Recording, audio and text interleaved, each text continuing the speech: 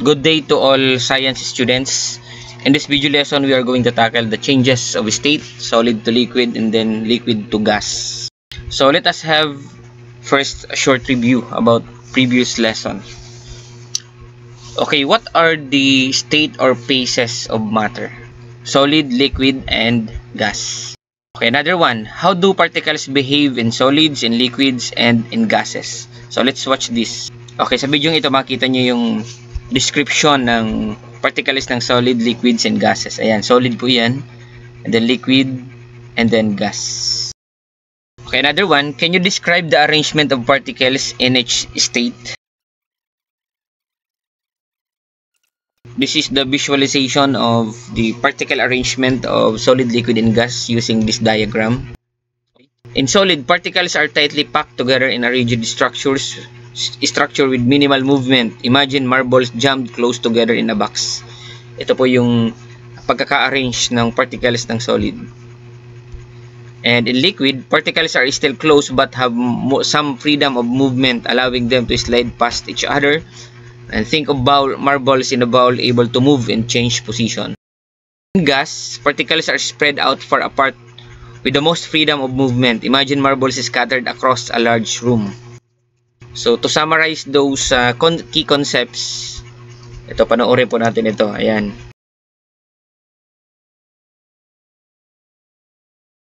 Okay, temperature and particle energy. Okay, heating a solid, as we add heat or energy or the thermal energy to a solid like ice, the particles gain kinetic energy and start vibrating more vigorously. This disrupts the rigid structure, causing them to move around more. So, temperature is a measure of the average kinetic energy or movement of the particles within a substance. Higher temperature signifies faster moving particles. So, mas mataas ang temperature ng particles, mas active or mas mataas ang kanyang kinetic energy, mas mabilis ang kanyang movement, and then mas mabilis ang velocity ng particles. The particles move faster. Yun. Try naman nating bawasan ng init. Ayan, bumagal po ang movement ng particles. As we add heat energy or thermal energy to a solid like ice, the particles gain kinetic energy and start vibrating. So this disrupts the rigid structures, causing them to move around more. So what is the term that refers to the phase change from solid to liquid? Ano po ang sagot ninyo? Anong tawag po dun sa process wherein solid changes to liquid? Okay, melting. So number 2, what about the term that refers to the phase change from liquid to gas? Okay, the answer is evaporation. Further heating the liquid, like boiling water, provides even more energy to the particles. They move so fast that they overcome the remaining attractive forces and spread out far apart, transforming the liquid into a gas. So meaning the tendency when a solid absorbs more heat, it becomes liquid, and if it absorbs more heat or thermal energy, it becomes gas because of the kinetic energy being absorbed by the particles that enable them to overcome the attractive forces between them.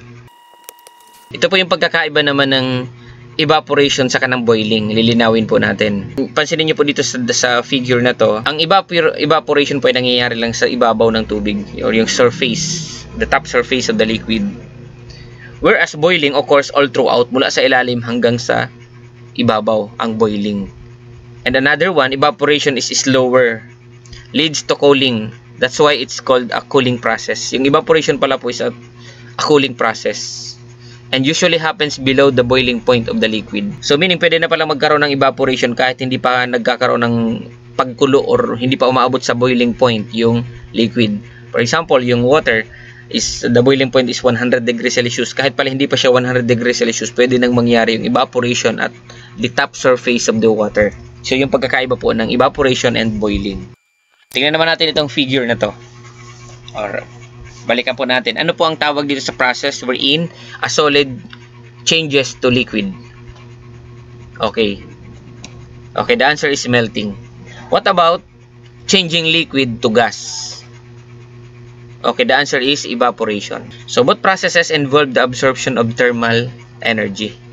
So the process of melting, when solid absorbs thermal energy, becomes liquid. And then liquid, when absorbs thermal energy, it becomes gas.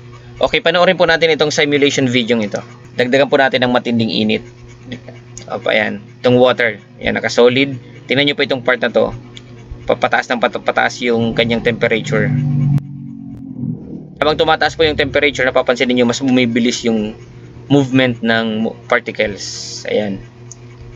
Ayan, i-press po natin, meaning madadagdagan ang pressure, tumaas. Ayan, baliktarin naman po natin, palamigin natin. Ayan, palamigin naman po natin, babaan natin ang temperature. Ayan. Pababa na po yung temperature. Pansinin nyo po. Ayan, bumagal na hanggang maging solid, na solidify na po. Ayan, naging solid na yung water. Ayan, naging intact yung kanyang particles. This will be the activity for students. So, melting and evaporation in focus. So, ang gagamitin po natin ninyo dito is the paraffin wax, heat-resistant container or saucepan, heat source, pwede po yung Bunsen burner, water, safety gloves, safety goggles, and gloves. So, the purpose, observe wax and water undergoing a transition from solid to liquid state as they melt and evaporate under heat. Okay, upon doing the experiment, you have to record your observations in melting. For example, include your hypothesis on how melting happened. Ano bang ibig sabihin ng hypothesis? So, baka nagtatanong po, pag sinabi ng hypothesis, this is a wise guess or your trial answer na ano kayang mangyayari. Ano yung pinakahula ninyo na pwedeng mangyari. Yun yung hypothesis. Pero ang hypothesis po can be correct or wrong. Pwedeng mali yan, pwedeng tama. Ang magbe-verify kung tama yung hypothesis natin ay yung result ng experiment. Okay, evaporation, also include your hypothesis on how evaporation happened. Okay, here are the points for discussion during your conduct of experiment. So what happens to the particles during melting and evaporation of wax? So what do you think will happen to the particles during melting? Is it the particles move faster compared when it was in solid state? And what about in evaporation process? Or what happened to the particles? So number 2, how does the energy source differ for melting wax and evaporating water? And number 3, can you think of examples of melting and evaporation in everyday life? So yan po yung mga sasagutin natin. Think of another example of melting and evaporation happening every day. Explain how it happens. Tingnan natin anong pwede nyo maibigay na sample sa melting. Okay, ayan, ice cream. What else? Cooking oil during cold season when used in frying foods. And asphalt in road construction, yung asphalto po. Okay, ang asphalto po hindi yan magagamit sa road construction kung yan ay solid. So, kailangan lutuin, iniinit po nila yan para mas efficiently magamit yung purpose ng asphalt. And also, yung cooking oil, kapag taglamig po, nabumuo yan. So, another one, frozen foods like chicken, hot dogs when cooking. So, siyempre kapag niluto natin yan, may-melt yan. Ano po? And then, in evaporation, number 1, boiling water. O drying of clothes under the sun, cooking foods, and cologne or alcohol. And also, the use of gasoline. Okay, list down applications of melting and evaporation. Explain how these processes helps us in our daily lives. So, number 1, melting ice to liquid water. Siyempre, hindi nyo naman pwedeng inumin yung yelo. Kung gusto mong inumin na malamig, kailangan mong patunawin. Number 2, melting of steel requires very high temperature. So, the melting of steel, the purpose is to obtain the desired size and shape. Diba? Kung gusto mo ng bakal na pahaba or whatever the shape is, so required na tunawin yung steel. Melting of mercury and gallium, both are liquid at room temperature. So, melting of butter, melting of candle. Ganun din sa candle. Para makuha mo yung magandang design na gusto mo, kailangan mong tunawin. And ito naman yung sa evaporation, hot tea getting cold. And wet clothes drying in the sun. Evaporation of perspiration from the body, kasama pala yun. Drying of a mop floor. And drying of wet hair. So, depending on the use and purpose of materials, we can apply change or change in phase of matter like melting and evaporation.